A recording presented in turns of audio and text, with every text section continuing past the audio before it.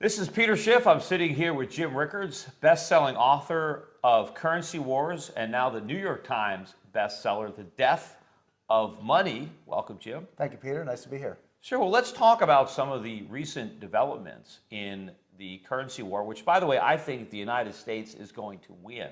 And of course, when it comes to a currency war, the last thing you want to do is win, because the winner is in fact the biggest loser. But I think we've been doing things to advance the ball down the field. One of them, of course, is all the weight that we're now throwing around in the world. We are threatening or leading the charge to sanction Russia. We are fining foreign banks in Europe, most recently a French bank, big fines for violating American laws, and we're able to punish them because they're using the dollar as the reserve currency. And more recently, the FATCA went into effect in July, which makes it even more expensive for the world to use the dollar as the reserve currency. But we count on the world embracing the dollar, stockpiling our dollars, because America's standard of living is dependent on our ability to export dollars that never come home and to import capital and consumer goods. Right. That's exactly right, Peter. I like to say that the only way you win a currency war is by keeping out of it. Basically, if you're in the currency wars, everyone loses, although it can kind of take different tempos. But you make a very important point. A lot of people say the U.S. dollar is not backed by anything.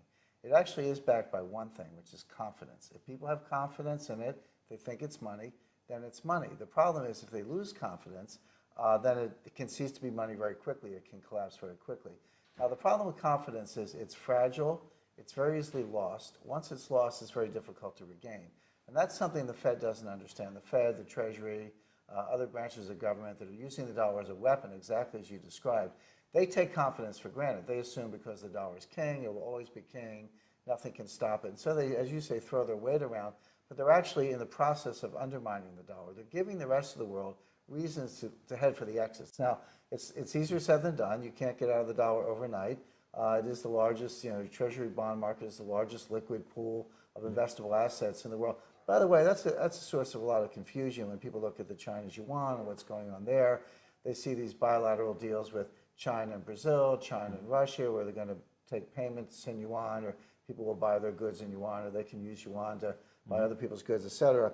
Well, that's a trade currency, but that's not the same as a reserve currency. To be a reserve currency, you need investable assets because your reserves are just your savings. So you export a bunch of stuff, you buy stuff abroad. If you export more than you import, you're going to have a surplus. Those are your savings, no different than anyone's savings account.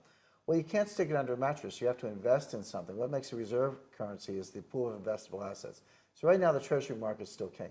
But the whole world is looking around saying, how can we get out of this? How can we create new assets, perhaps new currencies, developments with the BRICS banks?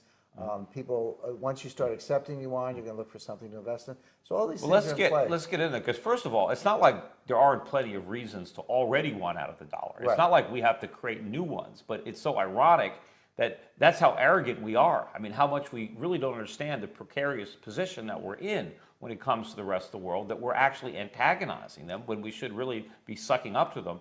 But you mentioned the BRIC banks. I mean, here, there's an effort now going on with China predominantly, but also some of the other BRIC nations, to create their own version of the IMF, which is going to be mainly backed by China, which has got trillions of dollars, of course, in reserves. So China can really do what it wants, but to really create some independence and to allow China to increase its influence among other nations by saying, look, you don't have to suck up to the United States or the IMF, because we're here. We're an alternative to that. Well, you're right, Pierre. A lot of people do want to get out of the dollar, but it's like saying a lot of people want to get out of prison, but it's easier said than done. So what the world is doing is organizing a jailbreak, if you will, to get away from the dollar. And all the things you mentioned and a lot more are all sort of straws in the wind, but if you connect them all, you can see this pattern emerging. So number one, the BRICS banks. So Brazil, Russia, India, China, South Africa, the 5 BRICS members, started this bank with a $100 billion contingent reserve arrangement. So let's say you're Brazil and I'm India. I have a currency crisis. Well, I can borrow money from you, or you could lend money. China could lend money to either of us, et cetera. And that prevents these sort of run on the bank. Remember back in the early 90s when George Soros famously broke the Bank of England. Well, these reserve banks are going to make sure that they can't be broken, or the currencies can't be broken, because they've got a big brother who will ride to the rescue. Now, interestingly, No sooner was this BRICS bank set up than China entered into a bilateral swap agreement with Switzerland. And I found that fascinating because now the Swiss National Bank in China can swap yuan for Swiss francs. Suddenly, China can get their hands on as many Swiss francs as they want. They could lend Swiss francs to Brazil. Because a lot of people say, well, what good does it do if China lends yuan to Brazil? What's Brazil going to do with the yuan if nobody takes them? Fine, but now suddenly they could show up with Swiss francs.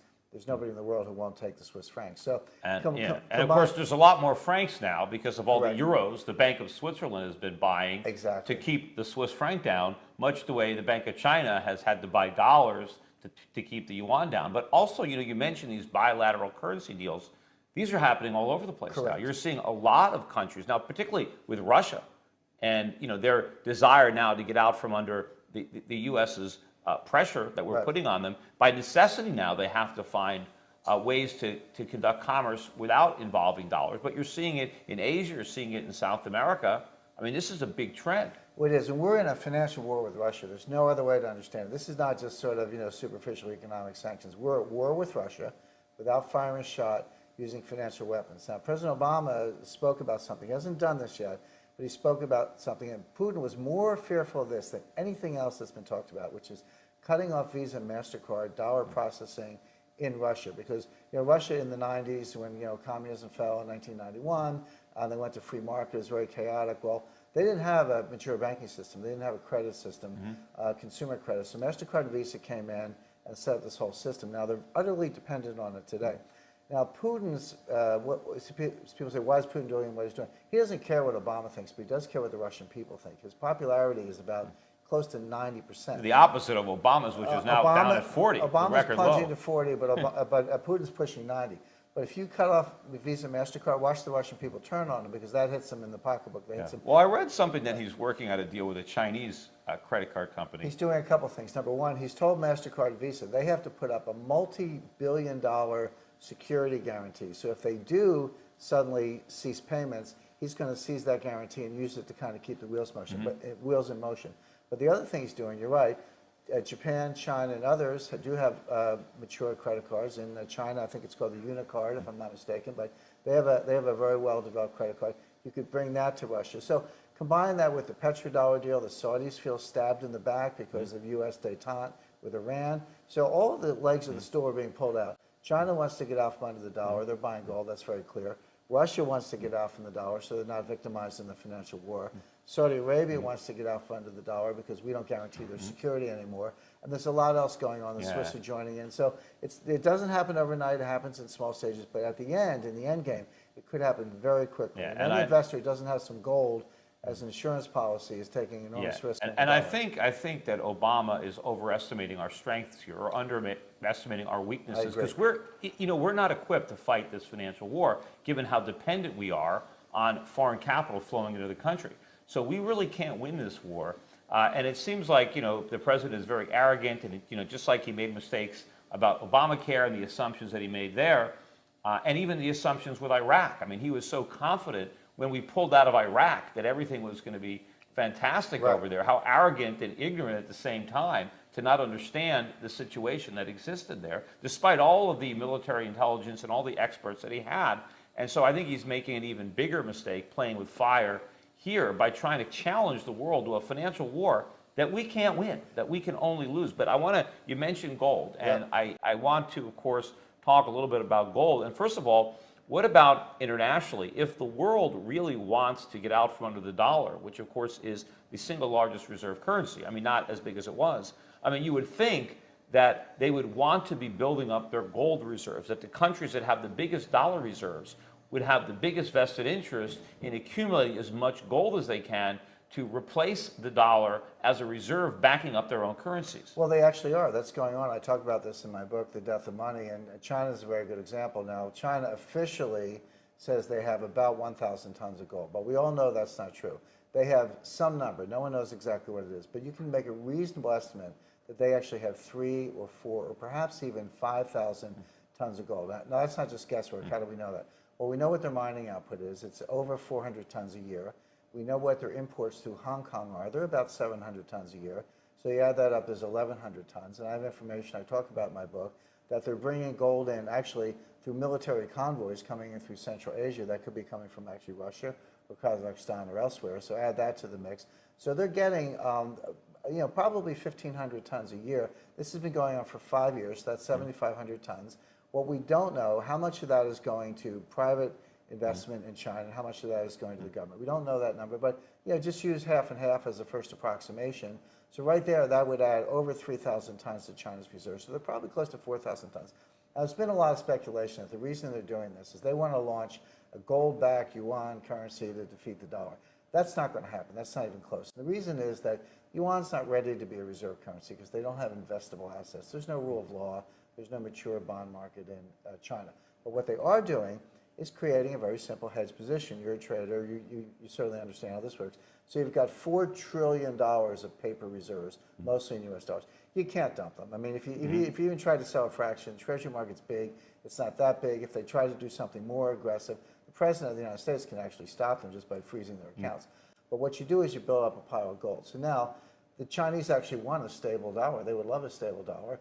But if the U.S. tries to devalue the dollar, tries to cheapen the dollar through inflation, remember, every 10% of dollar inflation is a $300 billion wealth transfer from China to the United States. So if we cheapen the dollar with inflation, they'll lose money on the paper, but they'll make money on the gold. So they're building a hedge position. They're not done yet. And of course, for the hedge to work, gold has to move up spectacularly. Correct. You have to have a very, very big, because their gold position is going to be very small relative to their dollar position.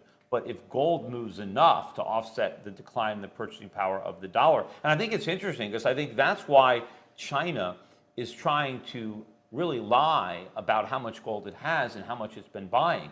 Because if the truth were out there on how much gold they have, I think the price would already go up.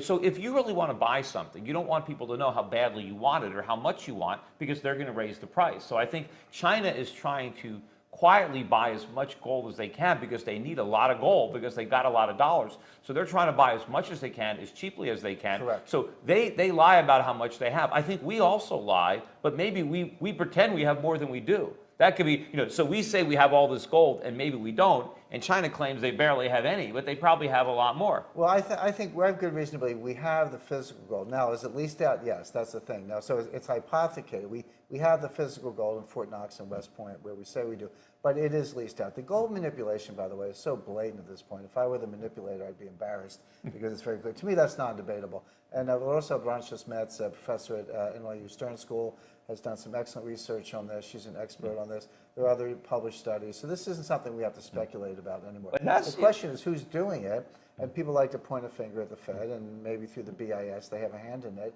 But my number one suspect is China, for the reason you mentioned, Peter. If you're out to buy 3,000 tons, you don't want the price to be high yet. Maybe later you do, but for now you want the price to be lower. Yeah, not while you're still buying. But you bring up that. I mean, why didn't the situation with Germany and Germany's gold? And so not only do we spy on Angela Merkel, right, but we don't even have their gold. I mean, why isn't there a bigger uproar? And what do you think is going on when Germany basically says, look, your guys are storing our gold. We'd like half of it back. Right. And then we come back and say, okay, we'll give you half back, but it's going to take like 10 years. Right.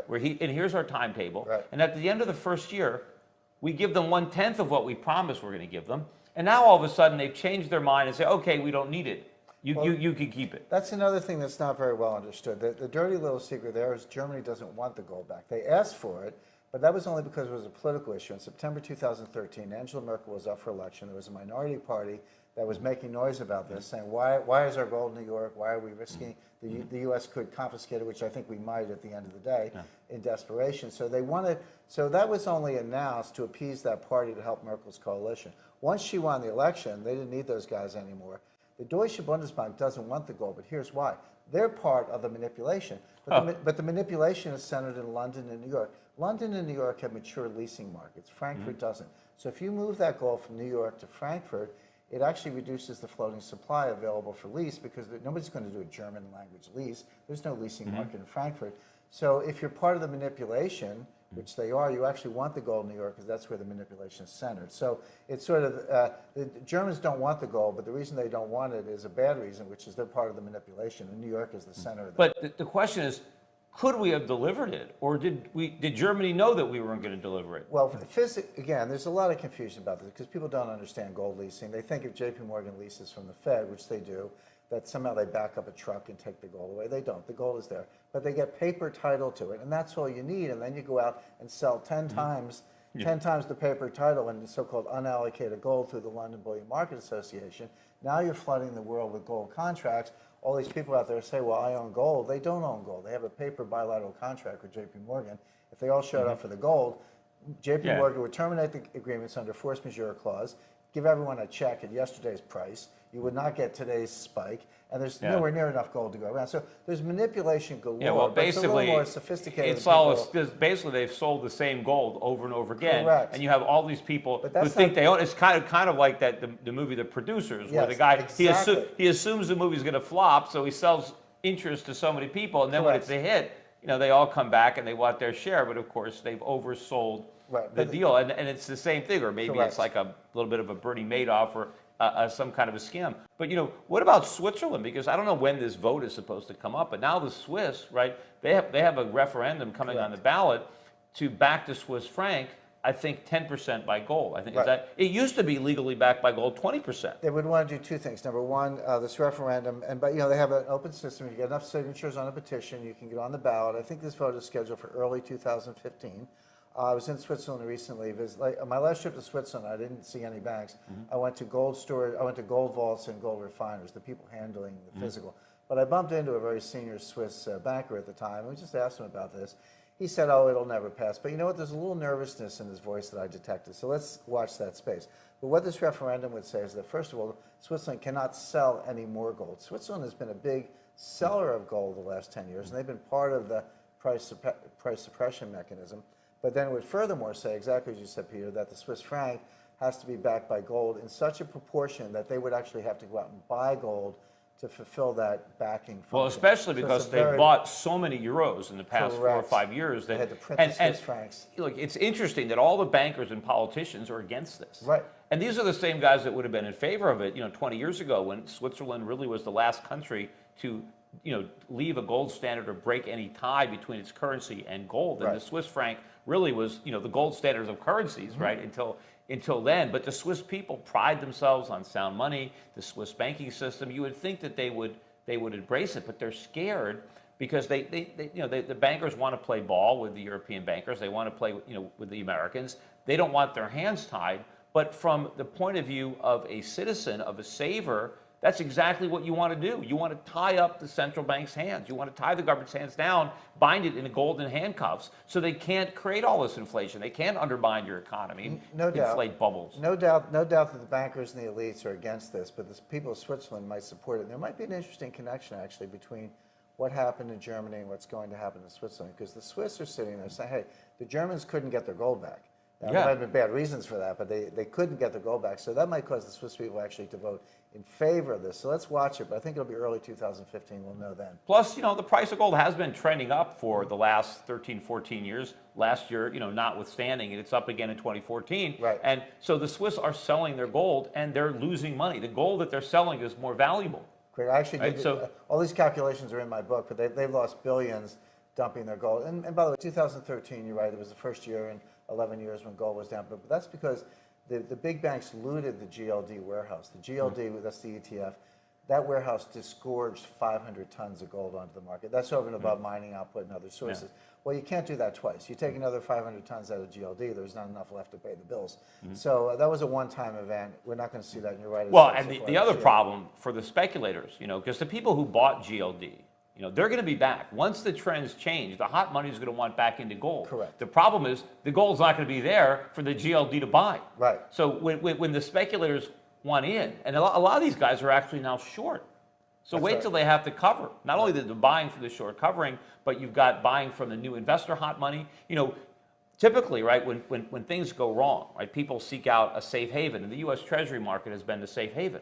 But at some point, it can't be the safe haven. You can't bid Treasury prices to the moon. The yields are too low because pretty soon the safe asset becomes so risky that nobody can touch it. Right. So that at some point, the flight to Treasuries can't go on. So what are you going to buy when you're worried when it's too dangerous to buy treasuries, especially if the next crisis is a dollar crisis. You can't hedge dollars in treasuries. Right. So you got to buy something else. Doubling down, so right? you got, which brings me to, I wanted to ask you also about the ending of the London fix. Yep. The scandal there involving the AMPM fix in London, now the silver fix, and what does that mean for the gold market if we move beyond that? And was that part of the manipulation?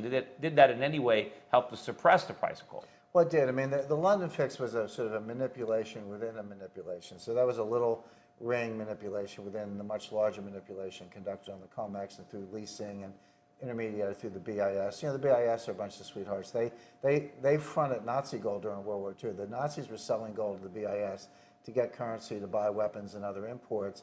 And the president of the BIS at the time was an American. So you had an American president of a bank fronting Nazi gold to get money to kill GIs. That's how corrupt they are. So a bunch of sweethearts over there at the BIS, but they're in the heart of this thing. But yeah, no, I think you're exactly right. This will, the London gold fix is less and less significant. Look, the whole gold market, not just the gold, but the gold market is moving to Shanghai. The vaults are there. The refineries are starting to crop up. They've redefined good delivery. Good delivery is the old 400-ounce bar. The 400-ounce bar was specified almost a century ago because it was so inconvenient. They didn't want people with gold in their pockets, so they came up with a good delivery that nobody could carry around. The Chinese are going to the 1 kilo bar. 400-ounce bars can be what they call 2 nines, 3 nines, 99% pure. The 1 kilo bar that the Chinese like is 4 nines, so that's 99.99% pure.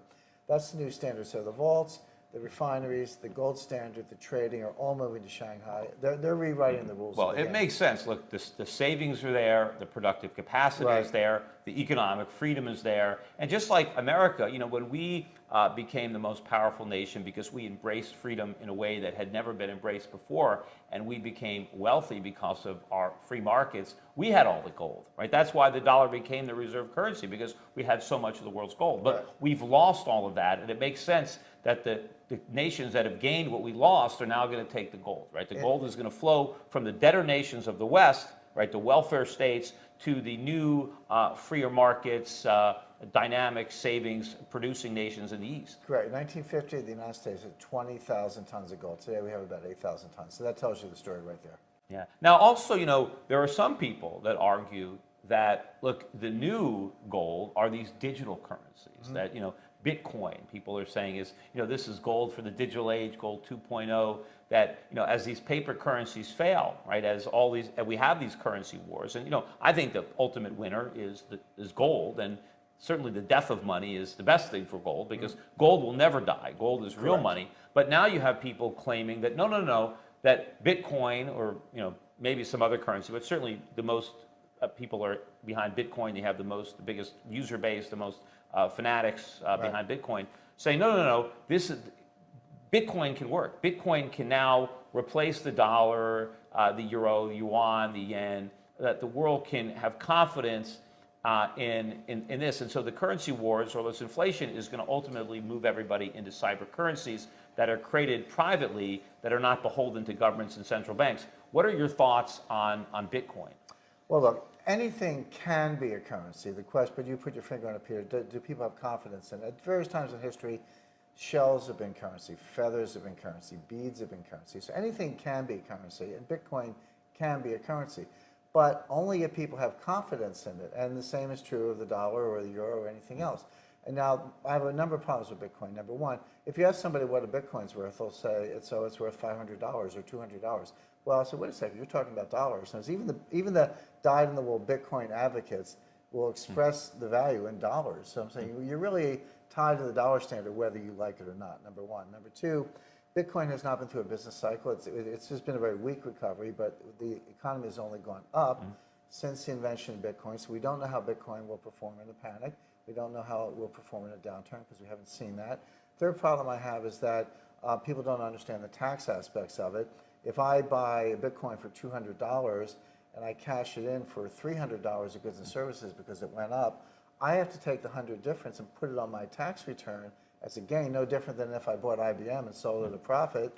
I've got to report the Bitcoin gain. Well, I dare say no one's doing that, or practically no one's doing that, which means all the Bitcoin users are tax evaders. We know the IRS is used for selective political enforcement. We know how corrupt the Justice Department and the IRS are.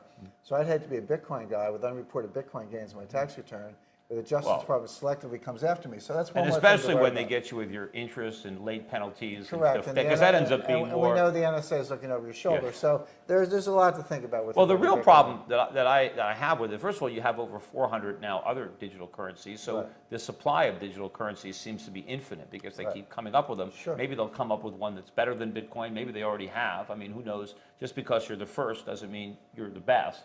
But the real problem is, absent a unit of exchange, there is no value in Bitcoin because there's nothing that you can do with it except give it to somebody else. People overlook the historic value of gold as a standalone commodity because people desire the physical properties of gold. Even if you aren't going to give your gold to somebody else in a transaction, you can use it. Right? Gold has a use. There are properties that make gold desirable, even if it wasn't used. But if you have a Bitcoin and if people lose confidence in them because they no longer want them, correct, then what can you do with it? Absolutely nothing. Right. There's no floor on that, and you're absolutely right about it. Gold is genuinely scarce. People talk about rare earths. These particular minerals that are used in certain applications and engines. Gold is more rare than rare earth. First of all. And the other thing is people think Bitcoin is cool because it's a digital currency. The dollar is a digital currency. You and I may have a few bucks in our pocket when we walk around, but credit cards are digital. Payment online is digital. Electronic bank account, wire transfers. The treasury market hasn't had a paper treasury certificate since 1982. So the dollar is a digital currency. Bitcoin's a digital currency. Good luck to all of them.